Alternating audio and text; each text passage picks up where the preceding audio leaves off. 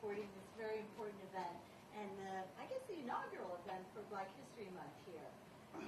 I'm Kimberly Connor, and I help put on the show over there in the Thatcher Gallery, and as part of our activities around the show, since the artist references slave narratives so strongly in his work, we brought in an expert on slave narratives, both as an academic but also as a writer who has sourced materials in slavery for her own creative writing and for some of the ethnographic work she has done, most particularly her volume From Whence Cometh My Help, the African American community at Hollins College.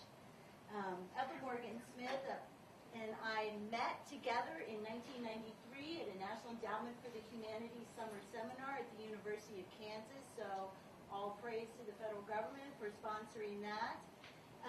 And also, but we really didn't bond until there was a tornado. That's right. We're both, well, from the South and East Coast, you know, we've never been around the tornadoes, and the sirens will blow your mind. They're like nothing you've ever heard. They're different from earthquake sirens. And we got kind of scared, and so we went into the lowest room we could with a bottle of sherry, and after that we were friends for life. So, and we survived the tornado as well. She's also author of one of my favorite pieces of writing that I use repeatedly in my classes, and actually have published an interpretive essay on called Come and Be Black for Me, about the very phenomena that we're repeating here tonight by bringing her here for Black History Month, and of course she's ignored 11 months out of the year. So thank you for coming to be black for us, Ethel. Among her other writings are the essay Love Means Nothing. It's the winner of the Mid-Atlantic Arts Prize for Nonfiction. Outside of Dreams has just been published in Shaping Memories, Reflections of African American Women Writers. Her work's been published in the New York Times, Callaloo, African American Review, ThatMinorityThing.com, and other national and international outlets. She's received support from the Fulbright Foundation. She's been a year in Tübingen, Germany. The Rockefeller Foundation. She's been to Bellagio. I'm so jealous. The DuPont Randolph-Macon Women's College Fellowship. She has been a visitor at the American Academy in Rome as a visiting artist. Also jealous about that. Brandeis University, Breadloaf, the Virginia Center for the Creative Arts. So obviously her talent is being widely appreciated. Her novel In Progress, The House of Flowers, placed second for the West Virginia Writers Contest, and her play for the stage, African Violets, placed third in the same contest. Other work in progress includes Blue Notes, Memoirs of an African American in Germany. She is currently Associate Professor of English at West Virginia University, and I hope you'll welcome her. Thank you.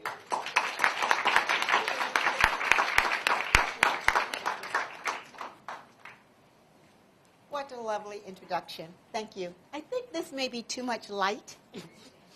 This one? Oh, much better. Thank you, thank you. I can see you now. I am just absolutely thrilled to be here. I am coming out of the East Coast snow, and this is one of my favorite cities because it has some of my favorite people in it as well, which includes Kimberly Ray Connor. So I'd like to thank everyone who made this possible, the department, and thank you, Gloria, for all the work that you've done, and thank all of you. And the staff has been really wonderful to me, even before I met them. But I want to thank the students. That's most of you for coming out. I know that you have very busy schedules, so I'm very honored that you're here, and just very grateful to you. So I hope it lives up to your expectation. Kim mentioned an essay called Come and Be Black for Me, so I thought I'd share a little bit of it with you. This is an essay I wrote. Actually, Kim had a lot to say about this essay. I don't know, maybe 10, 15 years ago. And it just sort of caught on like wildfire. And every year at Black History Month, it gets published again and again. No one ever pays me money. But anyway.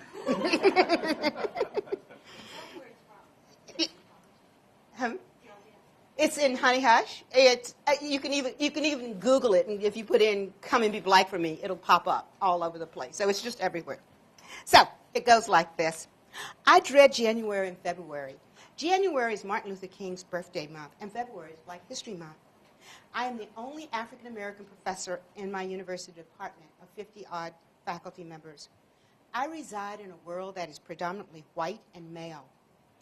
Those 6 weeks began after the holiday season. I come into my office early to work through my mail. My mailbox is overstuffed. 4 other baskets have been placed on top of the regular mailboxes for me. I make 2 trips downstairs to get my mail. Most of the mail will be requests for me to represent my people for some worthwhile organization during the month of February and the month of February only. Sometimes the tone is pleasant. I generally accept those. Most of the time, the tone is not pleasant. In my office, I began the process of grouping my mail into categories. Accept for sure, decline for sure, maybe I'll get back to you. The first correspondence to go into the recycling bin is letters that point out that their tax dollars help to pay my salary. Therefore, they have a right to own a piece of me. This request does not conflict with events that I must attend because it's part of my job or the next to go into the bin. If there aren't too many of those, I write notes expressing my regret. My telephone rings.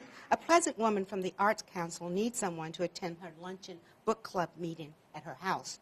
One of my colleagues, whom I haven't had the pleasure of meeting, gave her my phone number. Her group is thinking of including a black writer in their reading list next year. She knows that I teach on Tuesdays and Thursdays, so her luncheon is on Wednesday. I thank her and accept her kind invitation. There is no conflict. I can be black on Wednesday. The telephone rings again. A student from last semester wants to talk about her grade. I tell her my office hours and thank her for calling. Someone knocks at my door. A white male student wants me to be a member of his thesis committee. A portion of his writers will be on the impact that African American women have on American literature. He's a good student. I accept and thank him for thinking of me. I want to know when I can expect some of his work. Someone else knocks on my door. An African American female can't decide if she's angry with me or not. Last semester, I thought she was being self-righteous when she screamed at me in class for selecting a novel whose protagonist, a black male, was married to a white female. I blew up at her in class and asked her who made her god of blackness.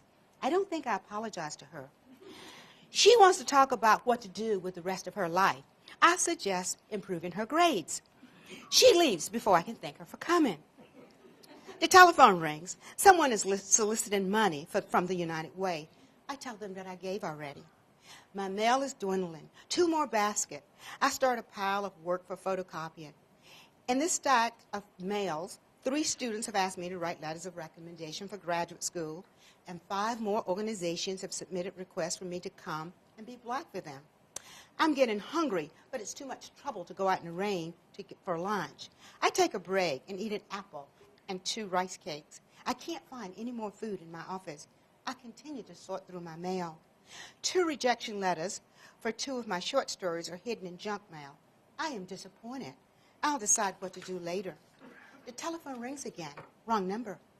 Someone knocks on my door. 2 white students, male and female, from last semester's African American Lit class. He, since the male speaks for the female, liked my class and learned a lot, but they told me how I could make it even better.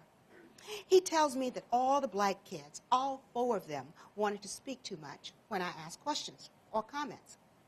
I remind him that everyone was given ample opportunity to speak. The student tells me that it was also annoying that all 4 of the black kids sat together. I point out to him that all 30 of the white kids sat together. Someone knocks at my door. It's a colleague whose office is down the hall. He calls himself a folklorist. He wants me to come and be black for his group. And if I can't do it in February, it's okay to do it in March. He says he's sensitive to how I get exploited during Black History Month. But I should be thankful. I could be like him and never get exploited. I thank him and decline. I go to the bathroom. Then I go downstairs to make photocopies and drop off some mail. The staff gives me candy. I am glad. My rice cake and apple lunch has left me hungry. After the candy, I go back to my office and drink a bottle of water. The telephone rings. The bookstore tells me that 2 of my required texts are out of print, but are due to be re-released next semester. I tell them I'll get back to them with substitutes.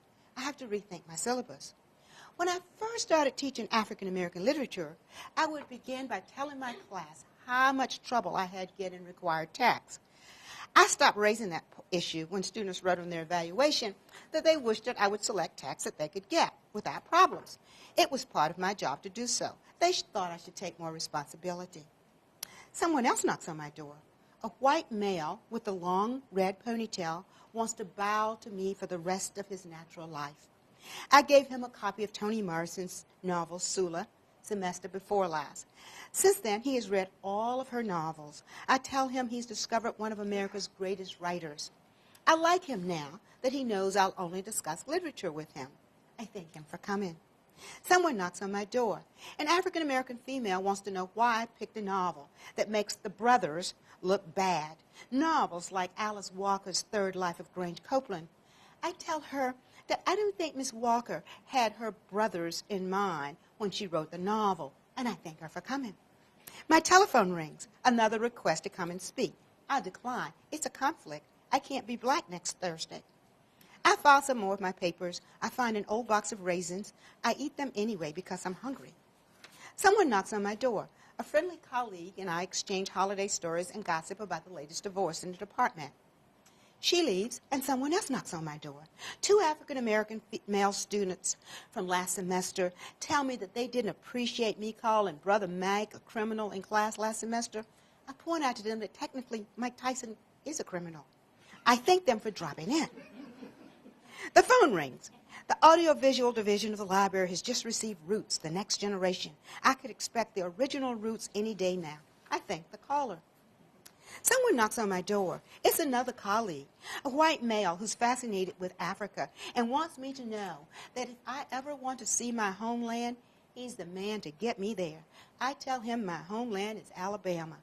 He leaves before I can thank him for coming. The telephone rings. One of the staff members wants to know which graduate committee I will be willing to serve. I'd forgotten to give her my form. I apologize and ask which committee meets the least during the term. She tells me, and I agree to serve on that committee. Someone knocks on my door. A white female returns books of poetry of Gwendolyn Brooks, Lucille Clifton, and Nikki Giovanni. She enjoyed them and wants to borrow more. I point to the poetry section of my library. She thanks me and leaves. Someone knocks on my door. An African-American female from semester before wants me to write a letter of recommendation for her. She's applying for jobs. I ask her if she has considered graduate school. She says not now. She's tired of school. She wants to live in a city. I ask her to drop off her resume and addresses of places to send a letter, and I wish her well. My telephone rings. Another student from last semester didn't receive a grade. I check my record and tell him that I turned in a grade. But if he wants me to call records and admissions, I'll be happy to do so. She'll get back to me after she speaks with her advisor. Someone knocks on my door. A white male student wants me to write a letter of recommendation for him. I point out that he received a C- in my class. He tells me that was the best grade he had gotten all semester. I ask him what does he want me to say in my letter. He thanks me and leaves. In my mail, there are 5 other requests for me to come and speak. I check my calendar. I accept 2. I stack all of the textbook catalogs in a pile. I go to the bathroom, wash my face with cold water. Someone knocks on my door. An African-American male student wants to know why I taught a book like Giovanni's Room. I tell him that James Baldwin is one of our most important writers of our time, and that I know of no book written with more dignity and honesty. The student tells me teaching books about homosexuality should be against the law. I tell him we're better for reading Giovanni's Room. He leaves before I can thank him for coming. Someone knocks on my door. A white male wants a list of the books I'll be teaching next semester. He tells me that everyone in his family is a racist, and my class was his first opportunity to learn about blacks. I tell him I'm glad he's learning. I give him the list and thank him for coming. Someone knocks on my door. An African-American female from last semester who owes me a paper wants me to know that she's happy I'm on the faculty. She identifies with me. I embrace feminism and remain a real sister. I tell her the way I dress and wear my hair is purely fashion. I want to know when I can expect her paper. She says soon and leaves before I can thank her for coming. Someone knocks on my door. My chair wants me to be part of a new task force on diversity. I accept and thank him for thinking of me. I have to get home. It's the beginning of Come and Be Black for Me season, and I need my rest. Okay, so that little essay that it gets done, gets picked up. You may see it somewhere. So what I'm going to talk to you a little bit more about the slave narratives, but not in a traditional kind of way, but in a different kind of way. My work is in creative writing. I work in American literature, which includes African American literature, women's literature, and Southern literature. So the slave narratives are very much a part of what I do, since I am in them so much. So we all know or have an idea what a slave narrative is. It's the narrative of a slave recounting the personal experience of African Americans who've escaped from slavery and usually found their way north. These narratives drew on biblical allusions and imagery of rhetoric, abolition, the traditions of the captive narrative, and the spiritual autobiography, in an appealing often to white audiences. Some of these narratives bore frame or preference attesting to how authentic and to the suffering described within. My hero in African American Scholar is the same as Kim. It's William Andrews, who had so much to do with the early parts of our careers, and not just ours being here, but so many other people. He's a generous scholar, he's a good scholar, and he's interested in almost everything. And it was Bill Andrews who pointed me in the direction of my book that I'll talk a little bit more about later on. So, throughout the 19th century and well into the 20th century, autobiographies of former slaves dominated the Afro-American narrative tradition. Approximately 65 American slave narratives were published in book or pamphlet before 1865. The slave narrative, however, took on a classic form and tone between 1840 and 1860, when the Romantic movement in American literature was very influential. In fact, what Frederick Douglass did, his first novel was about selfhood in 1845, and then 10 years later he wrote another autobiography, My Bondage and My Freedom, which deconstructs his 1845 self-portrait, and I think that's pretty funny. But anyway, the antebellum slave narrative was the product of fugitive bondsmen who rejected the authority of their masters and their socialization as slaves and broke away, oftenly violent.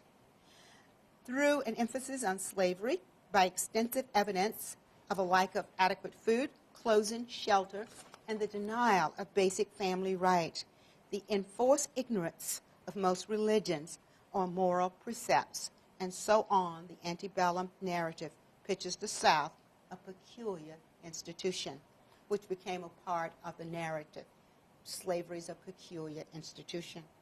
As a wholesale assault on everything precious to humankind. So here again, I want to talk about Bill Andrews, because he meant and means so much to us. And from our experience, mine and Professor Connor's, 2 books came out of that experience, at least ours, Imagining Grace, and my book, From Whence Cometh My Help. And like I said, we, like so many others, are very grateful. I had the experience of rereading Imagining Grace by Kimberly Ray Connor, and it was just as graceful as it was during my first read. And I am so honored by that book.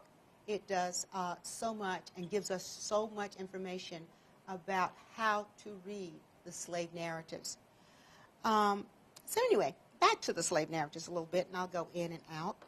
From 1760 through 1947, more than 200 book-length slave narratives were published in the United States and England. More than 6,000 are known to exist.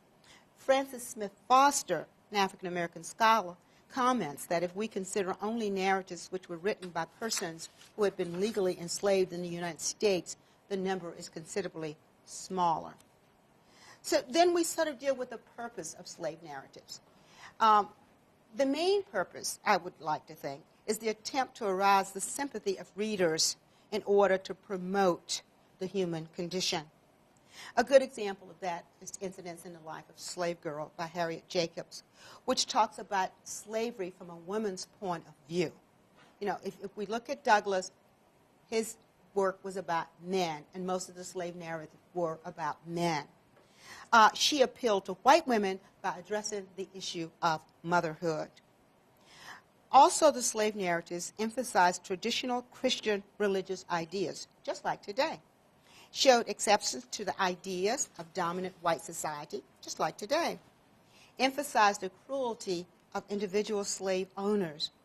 When we are hearing our politicians today talk about, we want our country back, this is what this reminds me of. It raises the question of back to what? Back to when? Whether we like it or not, we will never go back. We will not just keep leaning. We will move forward. It's the way the world works. Well, some of the reasons for the popularity of the slave narratives are some of the reasons for popularity of films and books today. The horror scenes and violence has served as an acceptable gratification. The popular appetite for sensationalism. And just think, we thought it just started. Although this is a different period, but I think that I need to talk about it a little bit, to talk about this idea of paving the way. And that's what the slave narratives did. They paved the way for so many of us today, not just African Americans, but anybody who's interested in writing selfhood. If we look in any bookstore, any newspaper, probably the most popular book we will see will be a memoir. And the memoir, it was paved, the slave narrative paved the way. It was the autobiography, and now it's the memoir that we're looking at. And that is a direct result of that. According to Isabella Wilkinson in The Warmth of Other Suns, she tells us about this very graphic scene. 15,000 men, women, and children gathered to watch 18-year-old Jesse Washington as he was burned alive in Waco, Texas in 1916. So that period that I'm talking about, of course, is the Great Migration, which we think of as 1915 through 1970. So that's the slave narratives, once again, paved the way for us to be there, for us to keep writing about ourselves, for us to keep writing about slavery. But it takes on different forms because as we grow, the world becomes more complicated. It becomes more diverse.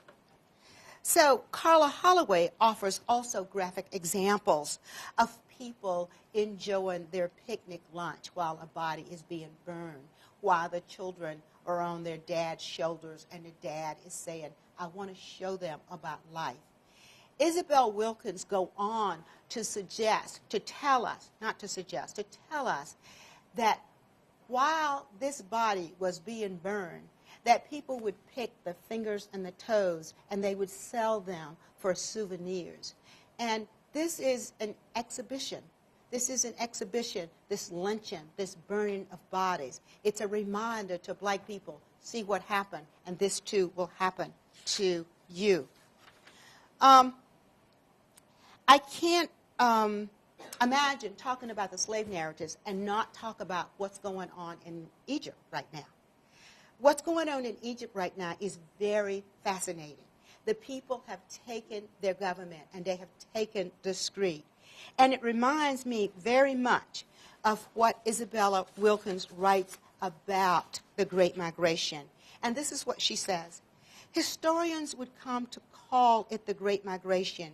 It would become perhaps the biggest underreported story of the 20th century.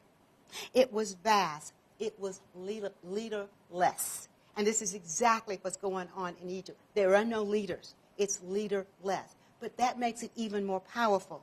It crept along so many thousands of currents over so long a stretch of time as to be difficult for the press truly to capture while it was underway. Over the course of 6 decades, some 6 million black Southerners left the land of their forefathers and fanned out across the country for an uncertain existence in nearly every corner of America. The Great Migration would become a turning point in history. It would transform urban America and recast the social and political order of every city it touched. It forced the South to search its soul, I guess, if they have one, to lay aside a feudal caste system. It grew out of the unmet promises made after the Civil War. They would cross into alien land with fast new ways of speaking and carrying oneself with hard-to-do figure rules and laws. The new world held higher wages, but stammering rents that the people had calculated like a foreign currency.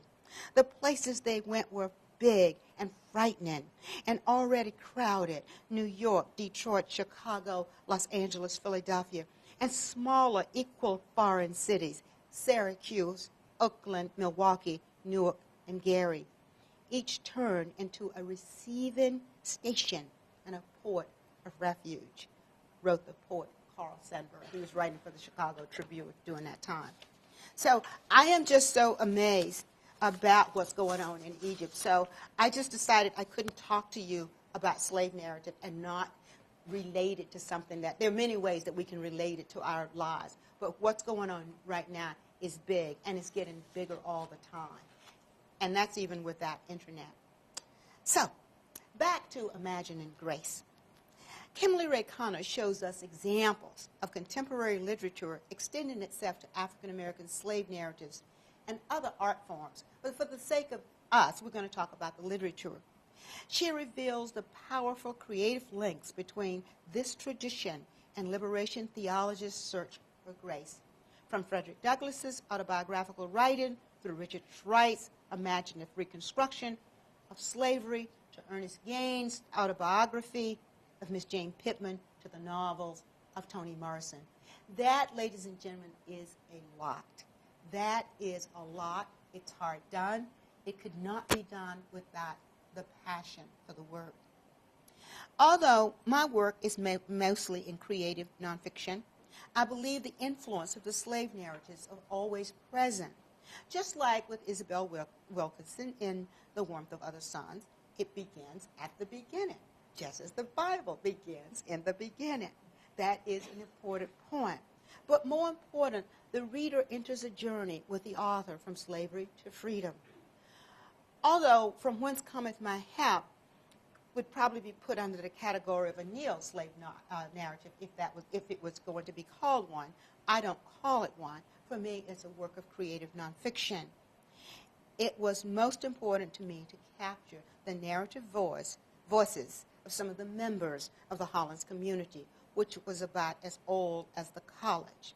So, the story goes like this.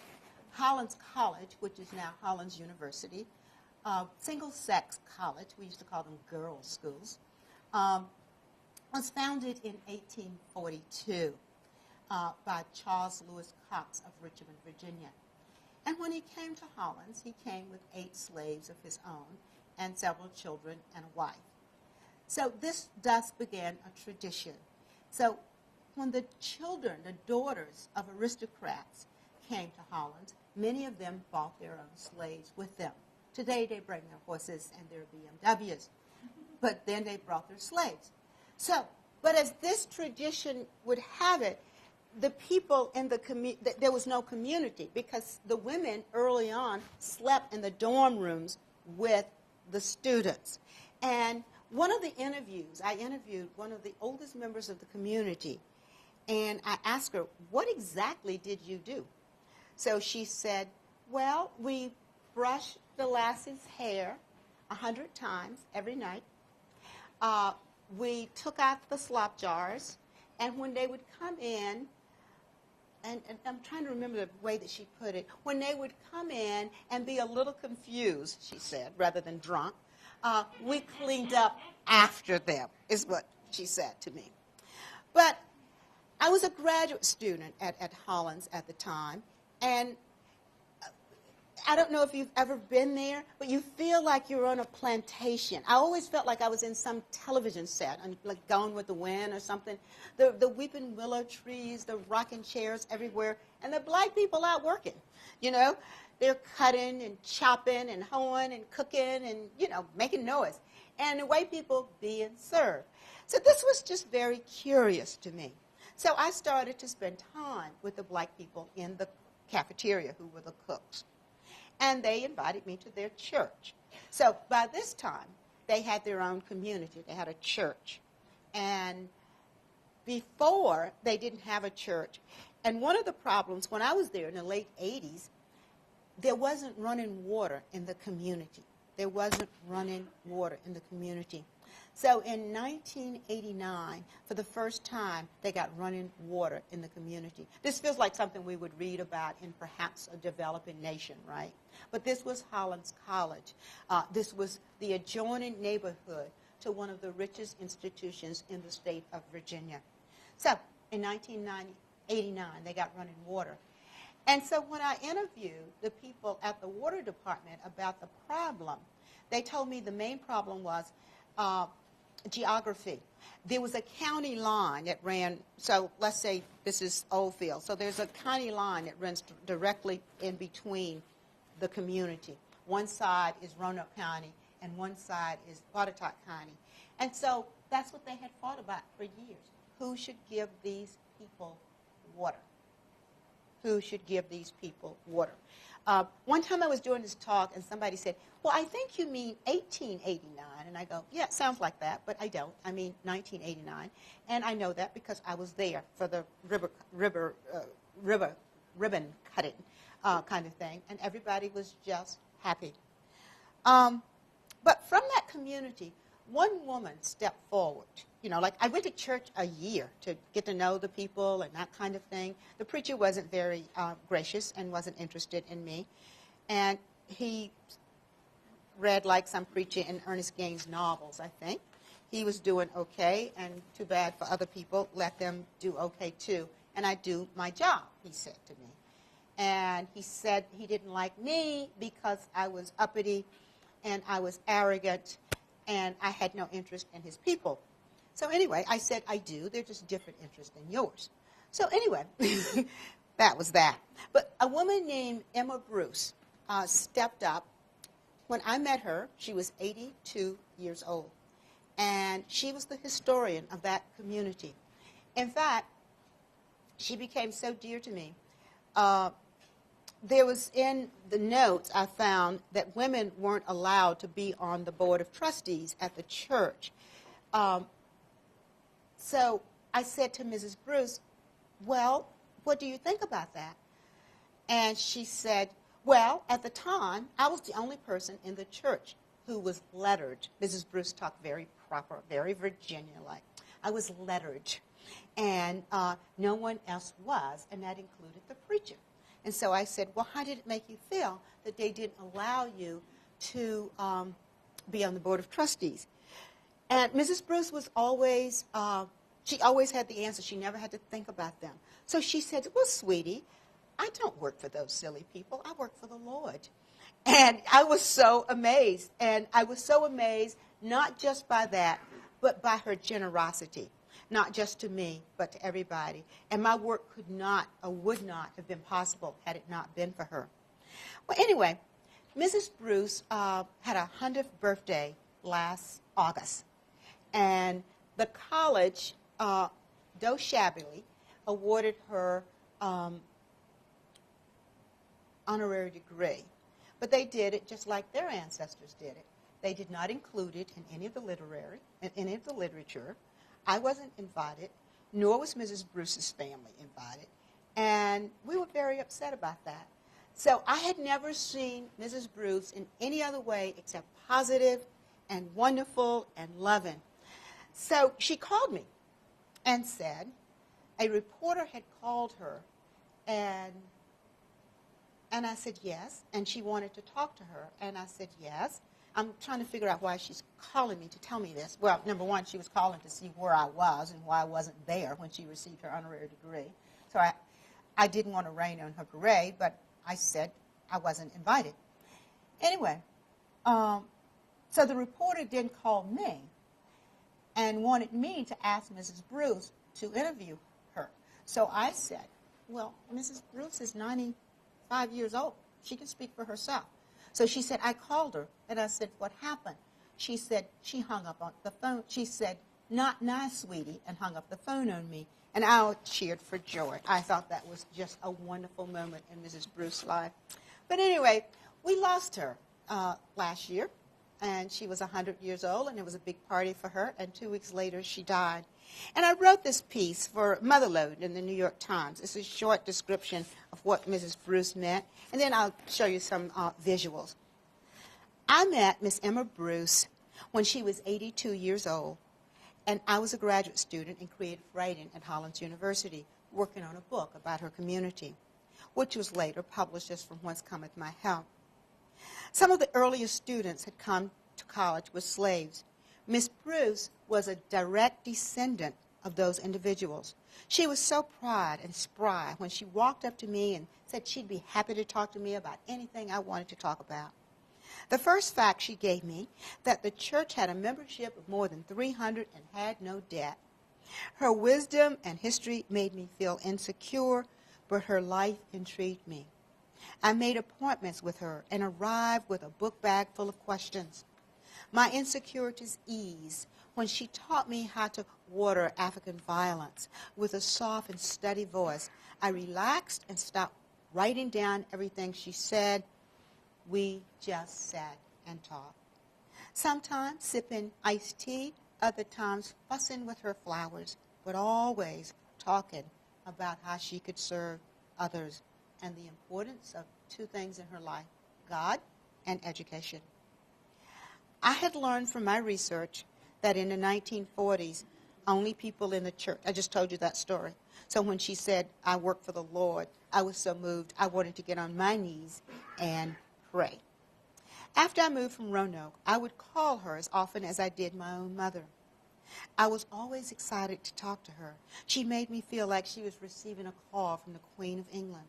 Sometimes she wouldn't be at home when I called. Finally, I'd catch up with her, she would laugh. And she always spoke of herself in the third person. Emma has business to take care of. You can't count on her hanging around. Even in the last few years before she moved to the nursing home, I would call, and sometimes she did not recognize me, but I was never disappointed. I would ask her about her day, and she would tell me. And sometimes she would say, sweetie, I'm sure you're lovely, but I'm just not too steady today. Isn't that a great phrase? I'm just not too steady today. She was proud. Whatever she did, she believed in doing it well, whether it was serving in the church, working in the chemistry lab at Hollins, or cleaning a house. I remember calling her, telling her I was coming to Roanoke and wanted to see her. Some of us have to work for a living, she answered. I offered to go to work with her. I just wanted to be near her. The book had already been published, but by that time, she was close to 90 years old. We arrived at the to-be-cleaned-up condo. I was ready to work. I was rolling up my sleeve, asking all kinds of questions. She turns to me and said, relax. I have to see some things first. So I'm thinking, let's just clean this house and get out of here. So she said, well, first I have to see if Janie left me my favorite chicken salad with grapes. She had. We ate. I wanted to know what was next. She then said, we have to watch The Young and the Restless. Janie doesn't know how to work her VCR. I'll call her tonight and give her the updates. I get paid an extra $5 for that. This was unlike any cleaning I knew about, so I decided not to ask her any more questions. Miss Bruce was a petite woman. I'm about 5'6", so I thought I should dust the higher places. She looked up at me and flapped her hands toward the bookshelves. I can't even reach up there. When we finished, she looked around. Jane is not going to know what hit this house today. It's so clean. If she had any sense, she'd hire a cleaning service and take me to lunch. I think about my life, and I know some of the best of it would not have been possible without her gracious generosity. And I realize that I'm one of the many to have received such gifts. I was fortunate to celebrate with her. And on that day, she held me tight. She wasn't able to talk, but I knew she loved me. Sitting in her wheelchair, she reached over, and I thought she didn't have the strength to do so, but she did. I am sure the ancestors are reaching for her with both hands. Okay, so that's Mrs. Bruce. So what I'll do now is share some of my work with you in terms of what I found in my research. Oh, I do need to do the lights, right? Thank you, thank you. Yes, that would be good.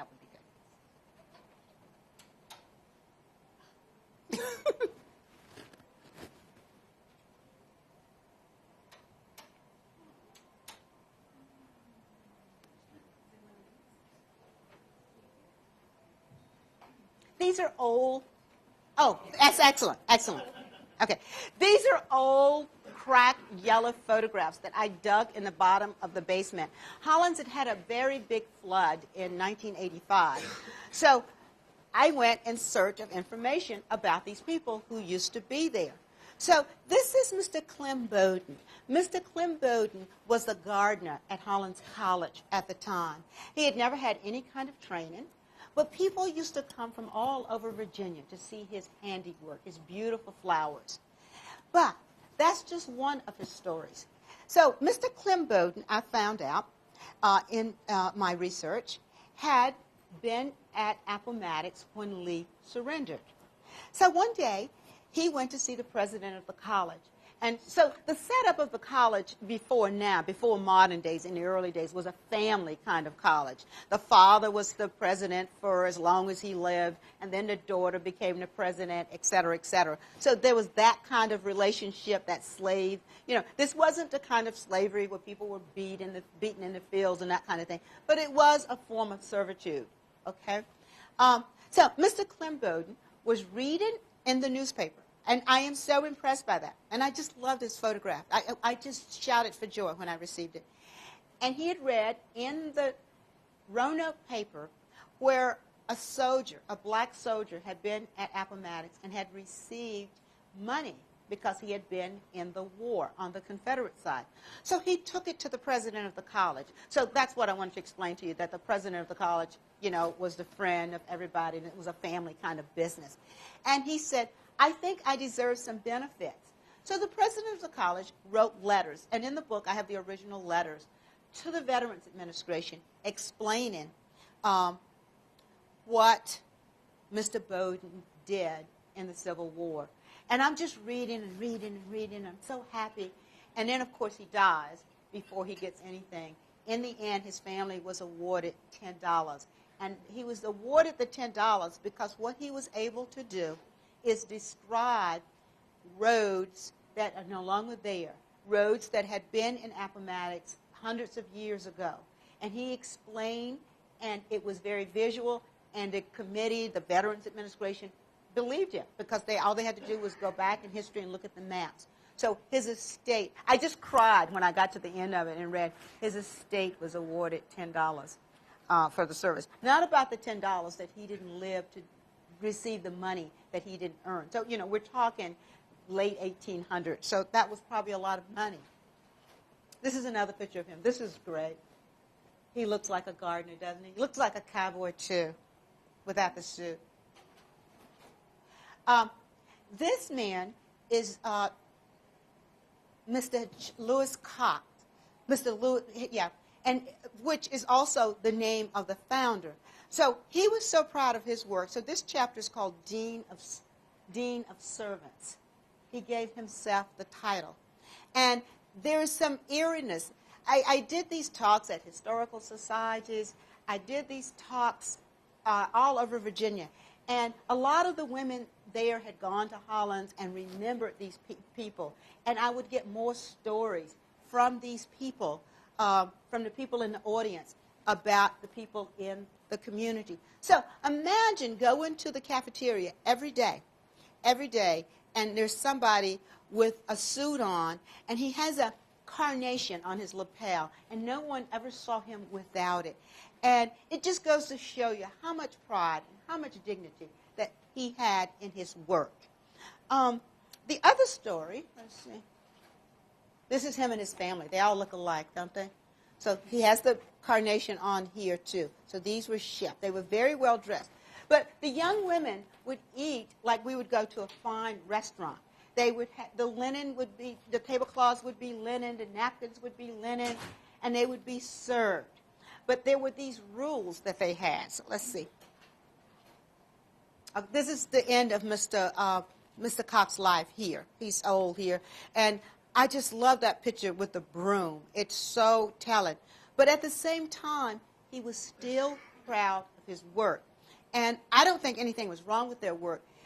What I do think something was wrong with, I think something was wrong with the fact that the college never reached out to the community to educate the heirs of these people because they had earned the right to be there. So I think one young woman from that community in more than 150 years has graduated from the college. To me, that's where the problem is. That's the disgrace. They could have helped to uplift that community. And today, that community, all those houses, those shacks, they're mostly gone. It's becoming a suburb because it's so close to the college. Okay. This is Mr. Morton. And he, too, worked there. So if you notice, even though this was a women's college, mostly, even in the arena of servants, it was men in charge. It was men in charge. Okay. So one day at the Historical Society, you see, I love this. He has the newspaper there. That lets you know that these people knew what was going on. Even though they were servants, they read. When Mr. Smith was a small boy, he was in training to be a waiter at the college to, wait on the young women. And the training was very strict, he recounted to me. And he said he only worked there one day because the first day of his job, he accidentally spilled coffee on one of the students. And one of the biggest rules that they had was you cannot in any way touch the students. That was like, lynching. Well, I don't think they lynched anybody. But anyway, it was a very bad deed. That was the big deal. You could not touch any of the students. So I'm at the Historical Society giving this talk. So Mrs. Smith and Mrs. Bruce and some of the other members of the communities are with me. We're at the Roanoke Historical Society. So as I tell this story, and, well, I asked Mr. Smith if it's okay. He says yes. So somebody in the audience raised their hand, and it's this woman, and she says, I'm Shirley Henn, and I'm the person that you spilled the coffee on 75 years ago. And the audience was frozen, and they met. One was on one side, one was on the other side. And they met halfway around the room and embraced. And he said, I'm sorry. I didn't mean to spill the coffee on you. She said, I know you didn't mean to spill the coffee on me. I wanted to tell you that for 50 years. I know you didn't mean to spill the coffee on me. But this is the kind of place that it was. But this ends up to be a good story because he got a job with the railroad. And he said, I got a real pension when I retired, and I could travel the world. So that turned out to be a good story. But he was 12 years old. He said he ran home. So I said, what did you do when you ran home? He said, I hid under the bed. I said, how long were you under the bed? He said, until Mom and Papa came home. I said, how long was that? He said, it seemed like a lifetime to me, but I'll never forget it. And just imagine this scared 12-year-old boy, just terrified. He shouldn't have been working anyway. This is what the community used to look like. These are shotgun shacks. You can see from the front to the back. I think that's why they're called shotgun. But on the outside here are the cookware. And this is, even in Monticello, people didn't cook inside the houses because the houses were very fragile and they could burn down pretty quickly. So this is an example of what the houses look like. Then they transformed into another look. Like Mrs. Bruce, before she died, lived in one of those farmers, FHA something house where they came along and built houses for poor, mostly black people. One bedroom, that kind of thing, bathroom, which was certainly an improvement. But now I went back when I went to her birthday party, I went to the community because something else has happened. A colleague, a professor from Holland, and the architectural department at Virginia Tech have put together a new medium project of my book, based on the book. So what they did, now they've cleaned up the community. The cemetery is cleaned up. You know, I used to walk through that cemetery with Mrs. Bruce, and we tried to identify names of people. She could tell you everybody. But I knew once she was gone, there weren't many people who could tell you everything about that community. So now with it's on media. They've made a trail. The women used to put rocks from their house to the college. So if their little children wanted to find them during the day, they could follow the rocks, the path. And that's in the project too, the rock path. And it's just fabulous. Jan Boyle is the professor at Hollins, and she was very savvy to get the architectural department involved in it. But then it became a science rather than a humanities. There's never any money in humanities. I'm sure we all know that. But anyway, so they got a big grant from the National Science Foundation to do this new media project, and Duke University sponsored it. So it's a wonderful way to keep your work alive. You know, the thing about writing, you write it, you finally get it done, and then you have to get it published, and then you have to, like, sell it, and then you have to, like, keep it alive, you know. All of this just takes years of your life. So I was very fortunate that someone else was interested in creating another venue, another outlet for the book. Another thing that I've done, I've adapted the book into a play for the stage, and it's African violence, named, of course, because of Mrs. Bruce's love for African violence and the meaning of the term African violence. I think that's it. This is the jacket of the book. It looks much better than this. You don't see all the writing and all that, and it's in color kind of thing. And these are women. Every Thursday, this chapter is called Thursday Afternoon, because on Thursdays was wash day. So all the women used to come to the college and collect the laundry for the young women and take them back. There's a spring that runs around the college. And they would dress up in their best clothes to do this. And they would dress their girl children up, and they would collect the clothes. Isn't that an odd? And so when I found this photograph, I thought, oh my God, this could be anywhere. It could be Africa. It could be Brazil. It could be almost anywhere in the world. It could be the Caribbean. But here it was at the foothills of the Blue Ridge Mountains. These people carrying on a tradition that is so old that they probably had no idea where it came from. But Thursday afternoons, is it called, that they got dressed up to do the laundry for the girls at the college. I still am fascinated by that. That's Tinker Mountain in the back. Some of you may know Annie Dillard's book, Tinker Creek.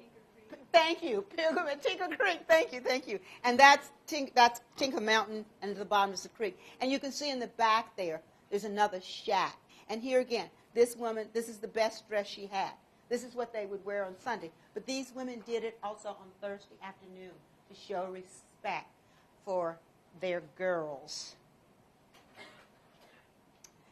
I became fascinated with this picture, and I began to take it around. In the Roanoke Library, there's something called a green room, and everything in there is about the state of Virginia. So some of the women who had gone to college at Hollins, am I okay? What time? Are we okay? Okay, I'm wrapping it up right now. Anyway, I found two of these pictures, and then I thought I could deal with the fashion. But the fashion was probably hand-me-downs. I learned from Mrs. Bruce that they would get clothes from the young women. And then in the other picture that I had, her mouth wasn't, it looks like maybe she had a toothache or a small stroke or something. And One day, somebody in the audience thought she recognized this woman, and I did a follow-up and found some of her relatives, but who didn't have any information. But I used to dream about this picture. These are some of the men were in charge, and the women were not in charge. That's pretty familiar. All right. Thank you for your interest, and thank you for coming out.